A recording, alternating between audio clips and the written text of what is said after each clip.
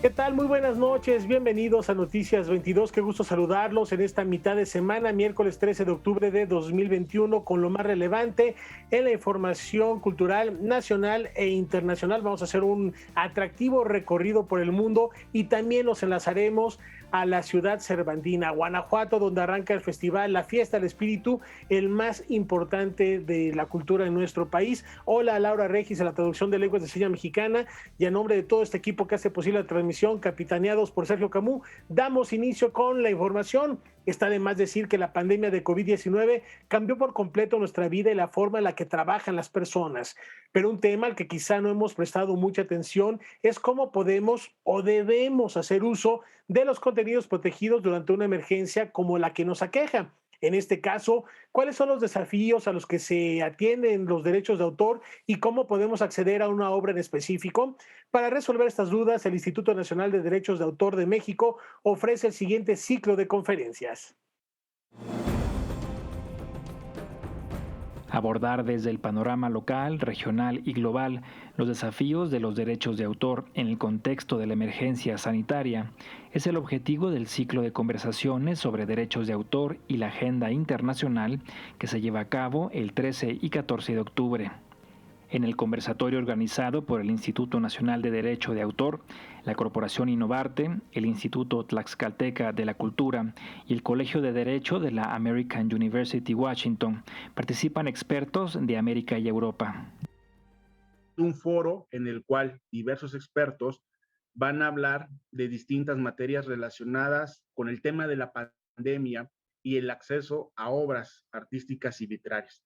Estos nuevos hábitos que, por supuesto, la pandemia ha generado, es importante tener un foro abierto en el cual reflexionemos y se construya, ¿por qué no?, diversas ideas para echarlas a andar más adelante. Durante las dos jornadas se debatirán temas relacionados con los derechos de autor en relación a derechos culturales, sociales y de educación, así como el registro y acceso de obra en ámbitos digitales. Entonces es buscar, ¿no?, un equilibrio en las excepciones y limitaciones que pueden existir en cada país para garantizar ese buen ejercicio del derecho, sin que un acceso ilimitado a través de Internet perjudique los intereses, por supuesto, los derechos que tienen los autores, escritores y las editoras. Tener un diagnóstico claro de lo que está pasando en México y en el mundo. Ver realmente lo que es la agenda internacional ante distintas instancias, posiblemente ante la Organización Mundial de la Propiedad Intelectual, la OMPI, o otras instancias regionales de carácter educativo. De acuerdo a lo que se diagnostique, analizar al interior, desde lo local. En nuestra legislación, ¿cómo estamos? ¿Cómo está nuestro sistema normativo? Si realmente responde o no a esas necesidades, y haciendo ese análisis, posiblemente generar propuestas de reformas. Entre los cambios que se han generado a partir de la situación de pandemia está que el INDAUTOR iniciará en las próximas semanas el registro de obra en línea. El ciclo se puede seguir a través de las redes sociales de la Corporación Innovarte. Noticias 22, Omar Vera.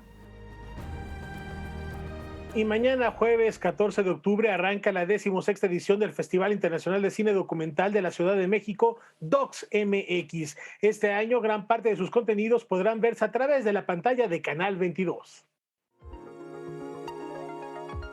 DocsMX. Festival Internacional Sus compromisos de de exhibición, formación y creación, el Festival Internacional de Cine Documental de la Ciudad de México presentó el programa de su 16ª edición. Del 14 al 24 de octubre se realizarán 101 funciones presenciales y se proyectará una selección de 74 documentales en competencia. La programación de DocsMX es un mosaico de miradas, ¿no? Y de preocupaciones, anhelos, alegrías, festejos, ¿no?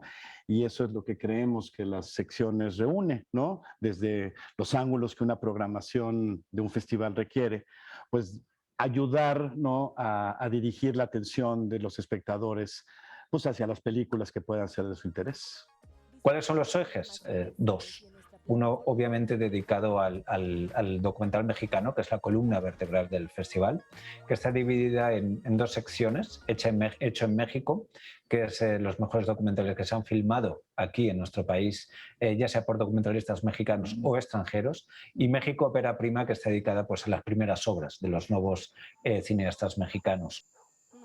A las secciones mencionadas se suman Fragmentos, dedicada a la narrativa de la concreción y a los cortometrajes nacionales e internacionales. Global Docs, que reúne los mejores documentales seleccionados de más de 100 países. Otro Mundo es Posible, que muestra las historias de resiliencia y de cambio, y a un cine como transformador social en estado puro. Además de Nuestra América. Es una sección pues, que mira a nuestra región, a la región latinoamericana a la que pertenecemos, en la que vivimos y con la que tenemos que interactuar. Tenemos que aprender a mirar más a Latinoamérica y menos a otros rincones del mundo que bueno, pues, culturalmente no tienen tanto que ver con nosotros. No es una región que cinematográficamente de repente no estamos tan pendientes de ellas y tienen mucho que contarnos, ¿no? Y este año también pues tendremos la 10ª edición de la Red Octubre, esta red colaborativa de exhibición que nos ha permitido alcanzar muchas sedes y espacios de exhibición alternativas independientes, cineclubes, universidades que en todo el país también comparten y exhiben 7 largometrajes mexicanos este año, y son ya más de 100 los espacios que desde el 1 de octubre están proyectando en 25 estados estas 7 películas. Con una variedad absoluta y con el objetivo de crear nuevas audiencias, Docs MX 2021 contará con 6 sedes presenciales y 5 virtuales, y exhibirá en la función de bienvenida a la película No Somos Nada del cineasta peruano Javier Corcuera. Canal 22 será una vez más aliado de este encuentro cinematográfico. El alcance de esta pequeña gran pantalla, y más en un país como el nuestro, es fundamental.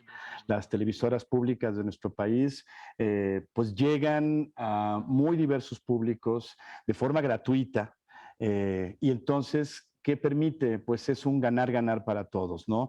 Poderle ofrecer a Canal 22 buenos contenidos ligados a la programación del festival, como a la vez también darle al público esta posibilidad de tener acceso a estos contenidos que a lo mejor pues no podrían conectarse a una plataforma en línea o no podrían llegar a una función del festival, pero sí lo pueden hacer a través de la pantalla de Canal 22.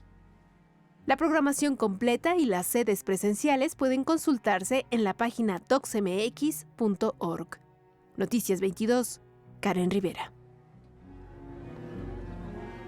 Vamos a hacer una brevísima pausa. En instante nos enlazamos al Cervantino, hacemos un recorrido por el mundo, pero antes los queremos invitar a que no se pierdan hoy a las 9 de la noche Debate 22 con Kimberly Armengol, que recibirá a Carmen Sánchez Flores, directora de la fundación que lleva su nombre, para hablar sobre aquellas personas que han sido víctimas de violencia con ácido. Hoy particularmente se contará con el testimonio de Ana y Gloria. No se lo pierdan. Terminando este espacio informativo, continuamos con más aquí en Noticias 22.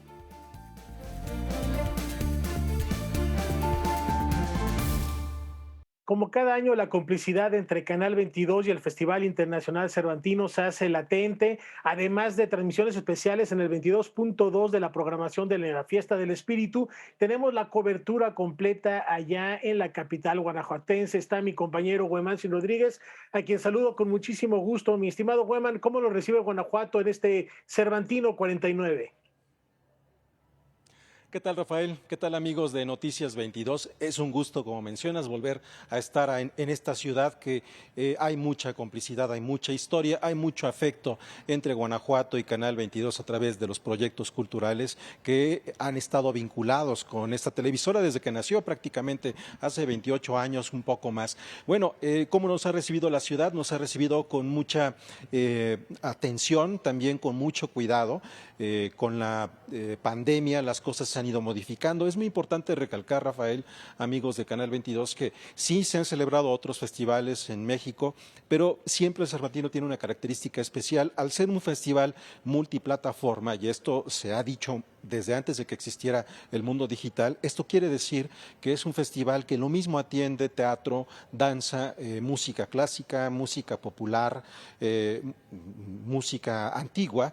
Los escenarios requieren de trabajos muy específicos, de espacios con características propias, que aunque para el público pudiera ser solamente entrar y ver, hay mucho trabajo detrás que con la pandemia, por supuesto, todo eso está valorado. Entonces nos recibe con mucho cuidado en términos de salud. La gente está invitada a que venga a este festival, pero también, si es posible, con su cartilla de vacunación completa y al menos con una prueba rápida de antígenos para saber si se está bien o no, porque todo eso permitirá un mejor flujo, incluso alojarse en un hotel y tener un mejor desempeño en un festival de estas características, multiplataforma, en donde viene muchísima gente. Y bueno, Rafael, hoy comienza, justo en este momento, está comenzando el Festival Internacional Cervantino en la Alhóndiga de Granaditas. Está Formel y los Bam Bam, así como la Orquesta Filarmónica del Desierto de Coahuila. Cuba y Coahuila son los invitados de honor en esta ocasión. Antes de hacer algún comentario más, Rafael, ¿qué te parece si vamos con la secretaria de Cultura, Alejandra Frausto, quien ha dado a conocer entre sus actividades algo que tiene que ver justamente con el Festival Internacional Cervantino?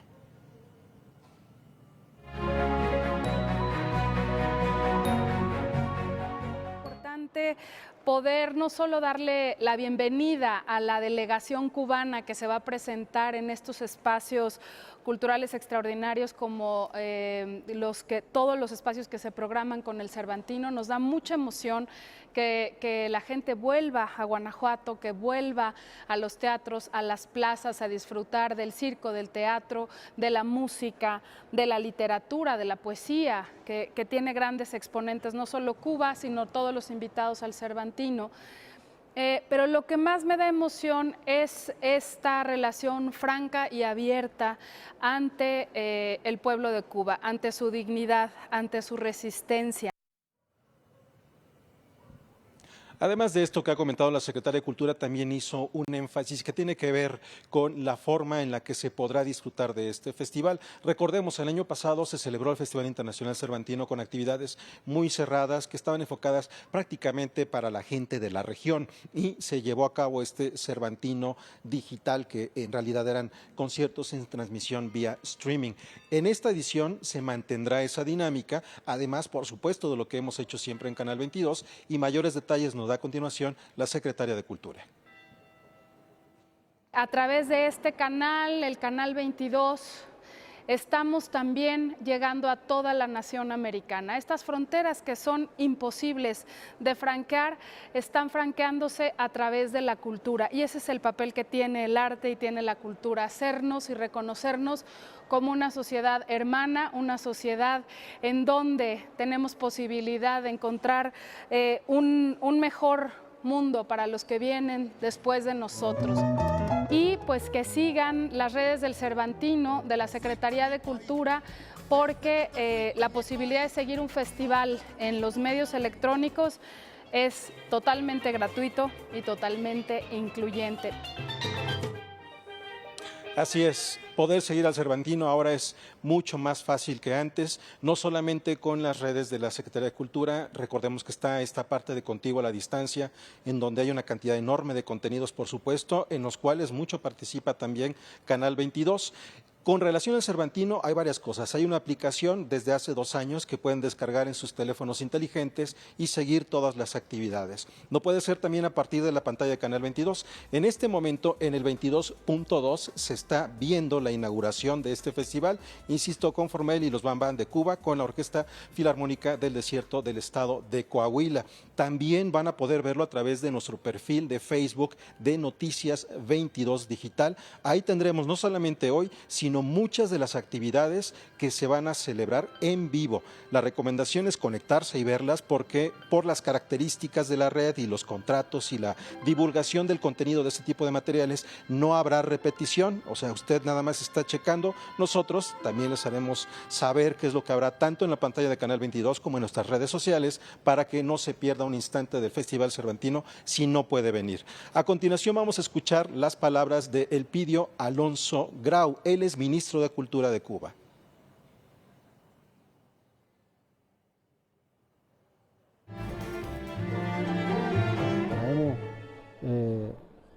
agrupaciones de lo mejor del arte y la cultura cubana. Y bueno, estamos por supuesto muy expectantes con lo que va a ocurrir en el festival. Sabemos que es un gran festival, sabemos que mueve mucho público mexicano y de otros lugares, y por supuesto nos sentimos muy honrados con esa invitación de poder participar con esa representación de la cultura cubana aquí en México.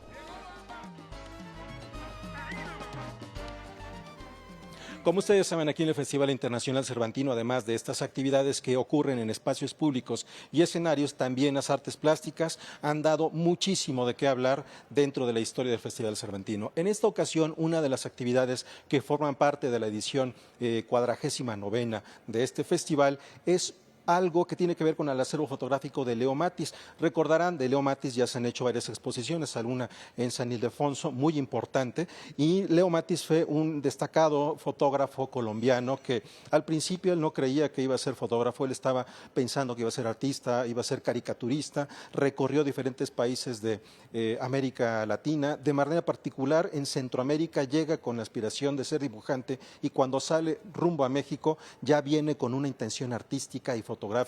Él se involucró, estuvo vinculado con muchos artistas del momento de los años 30 y 40, con muchos muralistas, por ejemplo David Alfaro Siqueiros. Si ustedes ven ese mural que está en Bellas Artes y ven a esa mujer con el pecho descubierto, o ese perro que está con la quema de los pies del príncipe de Texcoco y de Cuauhtémoc, están basadas en un estudio fotográfico que en su momento hizo Siqueiros con Leo Matis. De hecho, la mujer es la esposa de David Alfaro Siqueiros. Bueno, Leo Matis también se vinculó con Diego Rivera y esa es la exposición que vamos a ver aquí. Todavía no se inaugura, este es un adelanto.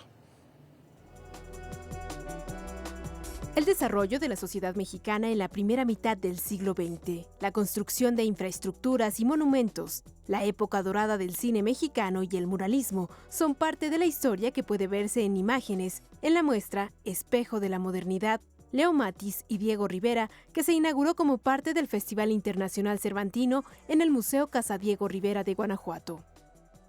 Después de la revolución, se necesitaba construir una nueva narrativa de qué es lo mexicano, y obviamente pues artistas como Diego Rivera van a buscar en los orígenes, en lo más profundo de la historia de México, temas que pueden plasmar en los muros de los edificios más importantes del país para retratar la historia y la identidad del pueblo mexicano. Entonces, esto con los elementos de la fotografía, del cine, van a poder construir una narrativa. Y es precisamente esta narrativa de lo mexicano lo que va a aprender aquí Leo Matis a retratar. La exposición exhibe 140 fotografías y 25 grabados del fotógrafo colombiano Leo Matis, material iconográfico con el que la muestra busca consolidarse como un testimonio del contexto artístico, estético y modernizador del México de la década de los 40. Además, las imágenes que la integran revelan la relación que se dio entre el muralismo, la fotografía y el cine nacional para capturar las desigualdades causadas por este desarrollo. Leo Matis va a capturar, por ejemplo, el desarrollo, la construcción de la infraestructura, el crecimiento de la ciudad, el desarrollo que tratan de plasmar los gobiernos postrevolucionarios en la narrativa de que estamos construyendo una nueva nación. Pero también no van a escapar a su lente las desigualdades y sobre todo los nuevos problemas que acarrea la modernización. Otro elemento que va a capturar, que va a ser reciente, va a ser muy revelador para esa época, es la situación de miseria que va a vivir las personas que viven en la periferia de la ciudad. Esta idea de los olvidados de Luis Buñuel va a ser capturada por Leo Matis. Espejo de la Modernidad, Leo Matis y Diego Rivera, es posible gracias a LM Difusión Artística y al Instituto Estatal de la Cultura del Gobierno del Estado de Guanajuato, y podrá visitarse hasta el 20 de abril de 2022. Noticias 22, Karen Rivera. Ahí tienen ustedes, es una exposición verdaderamente atractiva. Insisto, todavía no se inaugura, será el próximo viernes cuando se inaugura la exposición dedicada a la obra de Leo Matis vinculado con Diego Rivera. De él, recordarán, en el 2019 hicimos nosotros un reportaje, una entrevista también en streaming de Noticias 22 en la Feria Internacional del Libro, cuando fue presentado el libro El reportazgo de la revolución, un libro muy interesante de Ediciones del Lirio, que recoge también la parte como periodista gráfico de Leo Matis y la historia, un poco lo que les comentaba, su recorrido desde Colombia, luego Venezuela, Centroamérica y finalmente México, que representa también parte de ese vínculo cultural que tienen todos los países latinoamericanos en ese momento tan importante del siglo XX, donde estaban ocurriendo miles de cosas en todos estos países. Y bueno, vía streaming, yo creo que ese día de la inauguración, todavía estamos viéndolo, haremos un recorrido de la exposición in situ. Esto lo vamos a ver nada más en la página Noticias 22 Digital, así que estén muy atentos porque ahí tendremos muchos contenidos que serán distintos a los que vamos a compartir a través de estos enlaces en Canal 22. Rafael, amigos de Noticias 22, nos despedimos. No sé si tengan algún comentario o nos esperamos a mañana a ver qué más nos encontramos en Guanajuato. Pues esperar a que arranque, mi estimado Weyman, y seguir muy de cerca la programación, como dices, tanto en las redes como en el 22.2. Te agradecemos mucho, un abrazo fuerte a todo el equipo que está allá en Guanajuato y nos vemos el día de mañana. ¿Y qué te parece si dejamos, para cerrar este segmento, le cambiamos al 22.2 una probadita de lo que pueden ver ahorita en vivo? Finalmente a nosotros nos pescan en la retransmisión. ¿Te parece bien si nos vamos con esto, Weyman? Muchas gracias, buenas noches. Fantástico, y nos vemos mañana, Rafael. Hasta mañana.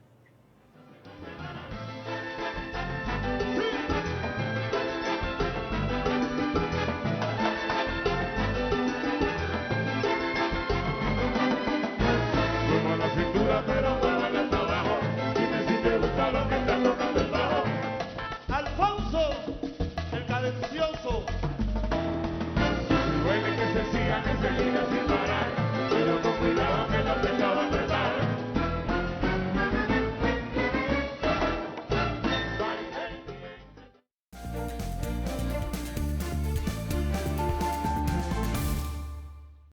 Nuestro recorrido por el mundo nos lleva a Dinamarca, haciendo una breve escala en Alemania para hablar de La Sirenita, Pulgarcita, La Reina de las Nieves, los cuentos de hadas del gran escritor Hans Christian Andersen. Son mundialmente conocidos y allá en Odense, su ciudad natal, han inaugurado un museo que le rinde homenaje. Nos enlazamos en este momento con María Luz Moraleda de nuestro canal aliado DW Deutsche Welle para que nos platique al respecto. Cuéntanos, mi querida María Luz, ¿qué podemos ver o experimentar en este singular museo dedicado al autor?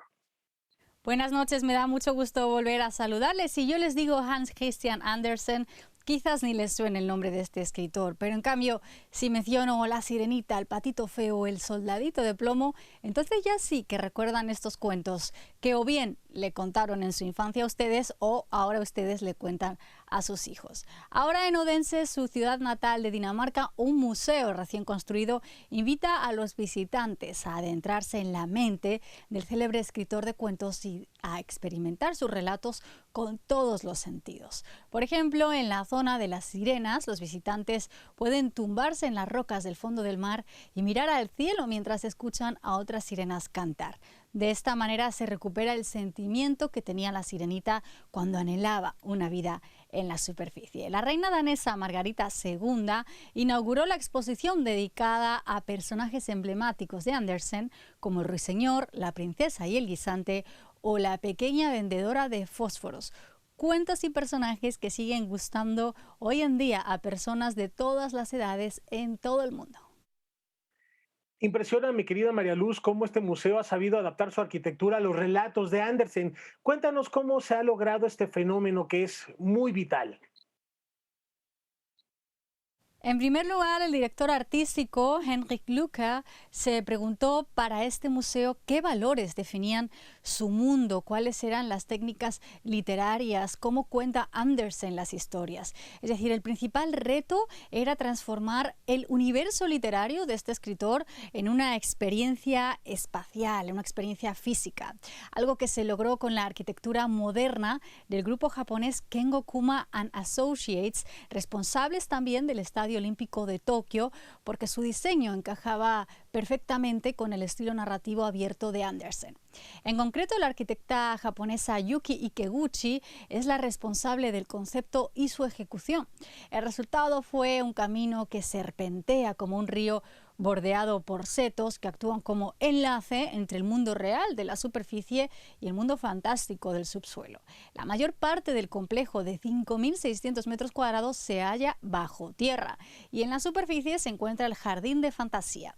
En definitiva, arquitectura y naturaleza se entrelazan y conducen a los visitantes a un mundo de ensueño. Ya lo referías, mi querida María Luz, el museo se ubica en Odense, ciudad natal de este emblemático autor. ¿Qué más nos podrías contar al respecto, tanto de él como de sus cuentos? El museo se edificó en una antigua zona verde en medio del casco histórico de Odense. Andersen nació allí en 1805. De su gran legado de cuentos infantiles, algunos fueron inspirados en cuentos y leyendas nórdicas, pero la mayoría de ellos fueron inventados por él y caracterizados por una gran imaginación, humor y sensibilidad. Algunos críticos sugieren que estas historias no eran tan inocentes, sino censuradas cuando se editaron y que en cualquier caso reflejan parte de los conflictos internos del escritor. Se ha hablado mucho, por ejemplo, del paralelismo entre El patito feo y la vida de su autor. Es uno de los más traducidos en todo el mundo. Y por último, otra cosa que no se pueden perder del museo es el camino en forma de espiral que conecta la superficie con el mundo subterráneo. Ese camino es una metáfora de la vida de Andersen. Cuanto más descendemos y nos adentramos en su mente, más nos alejamos de la realidad a la que estamos acostumbrados y nos sumergimos en el mundo de los cuentos de hadas, no siempre con final feliz. Desde el canal DW Deutsche Welle se despide hasta la próxima con más temas culturales europeos. María Luz Moraleda.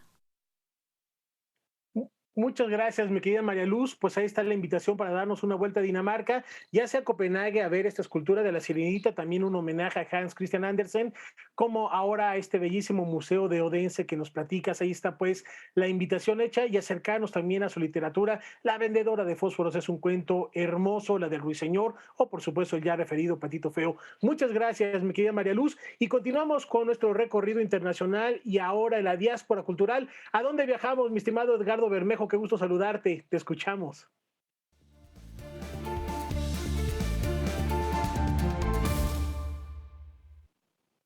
Hola Rafa, buenas noches. Pues sí, hoy vamos a presentar a una representante de nuestra diáspora cultural que ha escrito su obra literaria en Estados Unidos a partir precisamente de estudiar y reflexionar sobre el fenómeno multicultural que representa nuestras diásporas. Me refiero a la escritora y editora mexicana de origen libanés, Rosemary Saloum, quien salió de México junto con su familia hace ya 23 años para establecerse en la ciudad de Houston, en Texas, donde residen hasta ahora. Como muchas otras familias mexicanas, la de Rosemary tuvo que salir de México en 1998, huyendo de la situación de violencia en el país, tal como lo cuenta ella misma en su más reciente libro, que se titula 3 semillas de Granada y que publicó en 2020 la editorial Vaso Roto. Migrar de país de un día para otro no estaba en sus planes y de pronto Rosemary se vio viviendo junto con su esposo y sus hijos en un ambiente cultural más bien hostil para una joven escritora en lengua española que intentaba abrirse paso en los Estados Unidos. Esta experiencia marcó sin duda su proyecto profesional como escritora y como editora, y 6 años después de su llegada a Houston, en 2004, fundó una revista literaria bilingüe que se ha convertido en una publicación emblemática en la historia cultural reciente entre México y Estados Unidos. Me refiero a la revista Literal, Latin American Voices, una publicación trimestral que a partir de 2016 pasó a formato digital y que a lo largo de todos estos años ha publicado una nómina gigantesca de autores, tanto consagrados como emergentes, y de México, de Latinoamérica, de Estados Unidos, de Canadá, e incluso autores y filósofos europeos. Literal ha recibido diversas distinciones en Estados Unidos, pero sobre todo destaco aquí su capacidad de ampliar nuestro entendimiento de la región norteamericana como un espacio de integración cultural al que pertenecemos nosotros también como mexicanos. Es una revista bilingüe dirigida por la propia Rosemary que rompe las fronteras geográficas para establecer un diálogo crítico sobre literatura, arte y política en un ámbito auténticamente multicultural, como lo es finalmente la sociedad estadounidense y la sociedad mexicana. Y en su obra como escritora, pues ha tratado mucho estos temas, que es el caso de este libro que he mencionado, Tres Semillas de Granada, y en el que ella también abona en un tema no menos importante cuando pensamos en nuestras identidades, que es pues la propia herencia libanesa que forma parte de nuestra identidad cultural y cómo lleva también esta parte libanesa al momento de emigrar a Estados Unidos. La voy a citar muy brevemente para concluir. Dice en una parte del libro: hablo y escribo español dentro de un país en el que la presencia de este idioma se expande en directa proporción a cómo se discrimina. Se pregunta, ¿a cuál geografía de mi imaginario y del imaginario colectivo pertenezco? Y dice, hablar y escribir en español es desafiar el status quo, es crear una legión de palabras como resguardo, es pelear lo propio, es imponerse, es mostrar lo evidente, es defender la libertad, es un acto de rebeldía, es develar la realidad, es optar por las similitudes y no las diferencias, es un derrumbar el muro, es mostrar que las fronteras son una construcción artificial. Mis mudanzas, concluye, son la extensión de aquel viaje emprendido por mis abuelos cuando llegaron a América. Es pues Rosemary, pues una gran representante de nuestra diáspora cultural. También ha sido profesora en varias universidades de Estados Unidos, fue distinguida además por una medalla por su trayectoria en el Congreso de los Estados Unidos y pues como ya decía, ha hecho ella de la propia experiencia de la diáspora una reflexión literaria e intelectual. Pues esta es nuestra invitada de esta semana, querido Rafa. Una mujer ejemplar, mi estimado Edgardo, y me viene a la mente también su colección de cuentos, El agua que mece el silencio, que también es un rescate de memoria, de la memoria, donde se conjugan varias de estas experiencias que ya nos compartes y hay que leerla indiscutiblemente y celebrar su trabajo con Literal Magazine. Muchísimas gracias, Edgardo, nos vemos en 15 días. Nos vemos, querido Rafa. Y por lo pronto vamos a una brevísima pausa, hay mucho más aquí en Noticias 22.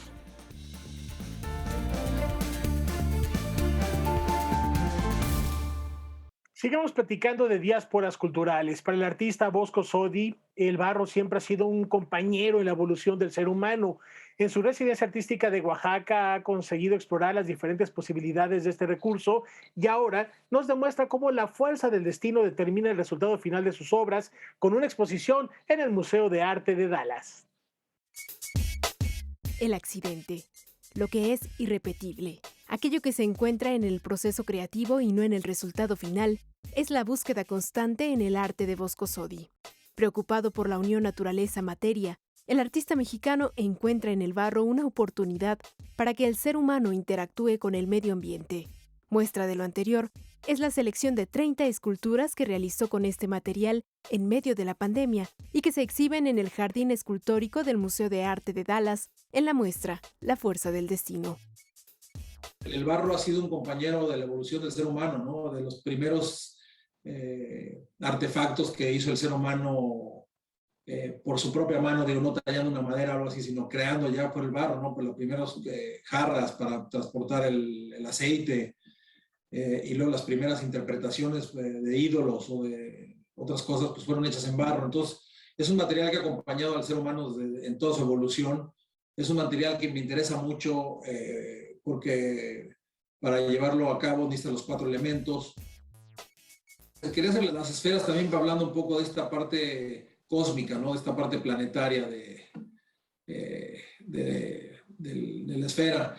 Y bueno, como están hechas a manos, pues tienen mucha energía de mi parte, tienen muchos trazos de mi parte, tal vez no tan perceptibles. Lo más importante es que en lo que se enfoca mi trabajo, pues es el proceso, ¿no? Entonces, al final de cuentas, la marca del tiempo, el accidente, el no control, pues le va dando cierta personalidad a cada una de estas esferas. Se trata de esferas sólidas que miden entre 90 centímetros y 1 metro de diámetro y que alcanzan un peso de 600 kilogramos de barro. Realizadas en el estudio del artista, en Casa Guavi, Oaxaca, las obras son testimonio de un proceso de trabajo hecho a mano que abarca desde que se moldean las esculturas hasta su quema en un horno rústico. Es un dicho muy común entre los ceramistas, que uno puede hacer lo que quiera, pero al final de cuentas el fuego es lo que dicta el resultado final. Y por eso le quise poner la fuerza del destino, porque realmente estas esferas toman un año todo el proceso. Yo creo que eso es lo que nos puede conectar a la naturaleza, ¿no? Entender que toda la naturaleza es único y que lo tenemos que cuidar y saber llevar una buena relación. Lo más importante en el arte pues, es ayudarnos a entender el universo y en base a eso cambiarlo, entendernos a nosotros mismos, entender a la naturaleza, reconectarnos, y creo que esta obra puede ayudar en ese sentido, y más si se ven en lugares públicos como pueden ser los museos en vez de en una galería, ¿no? El Jardín Escultórico del Museo de Arte de Dallas reabrió su espacio después de casi 15 años con la muestra La Fuerza del Destino, que podrá verse hasta julio de 2022. El artista asegura que es una oportunidad para leerlas de diferente manera en cada estación del año. Noticias 22, Karen Rivera. Es momento de hacer una nueva pausa. Antes les informamos que la Secretaría de Cultura Federal, en conjunto con la Universidad Autónoma de Nuevo León, anunciaron que la escritora argentina Liliana Irene Weinberg es la ganadora del Premio Internacional Alfonso Reyes 2021. De acuerdo con el acta del jurado, ella recibe esta distinción por su trayectoria, su vasta obra innovadora y su trabajo como promotora del género ensayístico. De igual manera, subraya la claridad de sus pensamientos, su sensibilidad aguda y la visión profunda del enfoque que realiza en cada uno de sus estudios. Enhorabuena para Liliana Irene Weinberg. Y con esta información nos vamos a una brevísima pausa. Ya volvemos.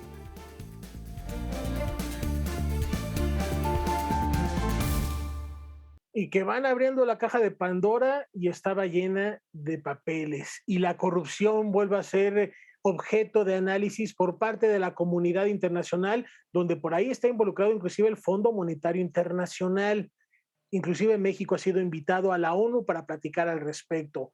Iliana Rodríguez Santibáñez, en Visión Global, nos habla de la corrupción.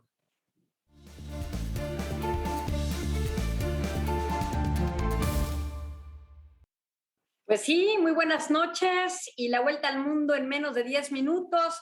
El tema eje de nuestra conversación, corrupción.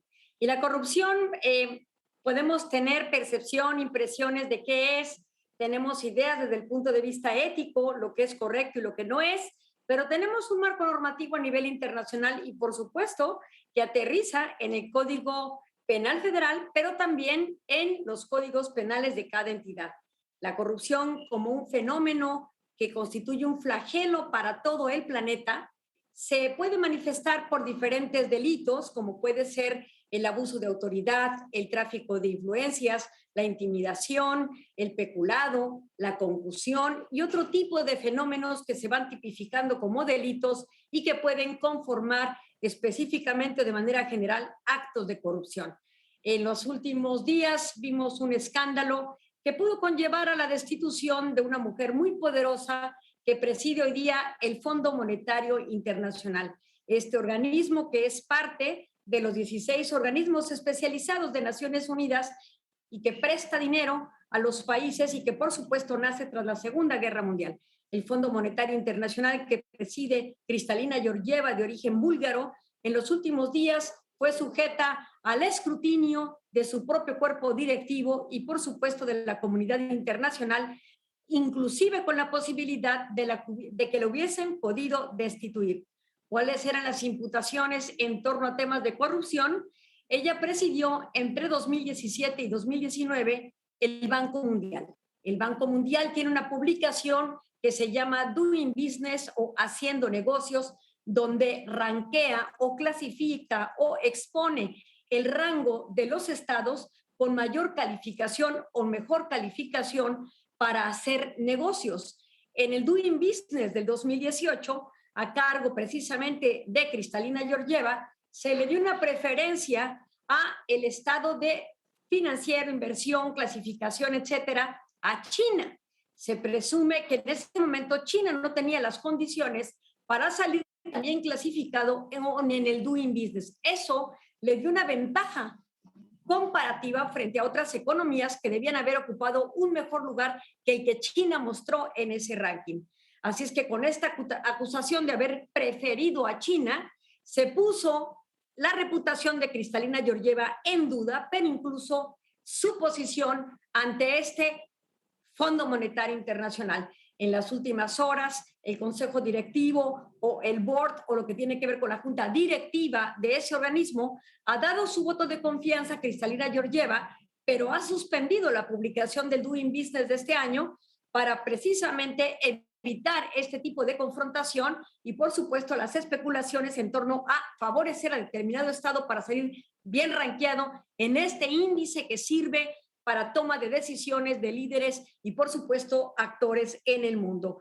Pero también estamos observando en las últimas fechas, así como vimos en 2016 el escándalo de Panama Papers o los papeles de Panamá, hoy vemos el escándalo de la caja de Pandora prácticamente, que se abre y genera toda una serie de interpretaciones y manifestaciones a través del Pandora Papers o los papeles de Pandora.